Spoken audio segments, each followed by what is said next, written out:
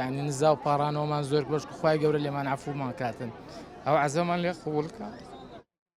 خوای گەورە حەزەکەی لێ قبوڵ کردن. ئامین ئەزمعین لە کۆمەڵ لە عاجیانی کوردستان هەمووی بە هەمێ سەلامەت بی سوپاس دەکەم. یەکەم جارە دەچی؟ الحەمدولیا سوپاس لە بۆ خوای الحەمدولیا. پێشتر عومرەت کردبوو؟ بەڵێ بەڵێ عومرەم کردبوو دوایە سەفەری حەج خوا بە قسمەتی کردم. شێوی عەرەفە ئەو کاتی چه هەستەکەت ئەو هەموو خەڵکە دەدیت هەموو یەک جلیان لەبەرە هەموو یەک کۆشتن؟ بەڕاستی وەک ڕۆژی عەشرێ وایە بەڕاستی وحیساب کە خیامەتە لێ هەموو یەک ئاغابی گەدابی هەموو یەک شتە یەک جلێک دەپۆشین. دوعاکە زۆر دەکرد.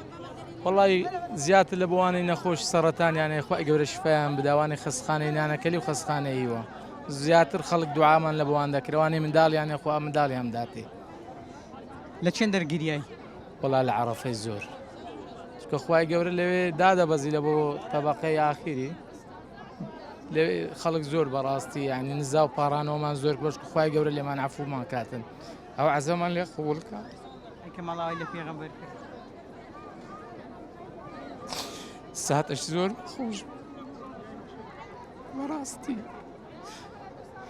خۆمان پێڕانەژی لە ینی ئاخیر قسەت لە لای پێغەمبەری خوا صلی الله علیه و سلم بەزەوە بۆ ینی خواحافیزیمان لێ کرد بە کچای پڕ بگریە. یا خۆ بەخێر بێ.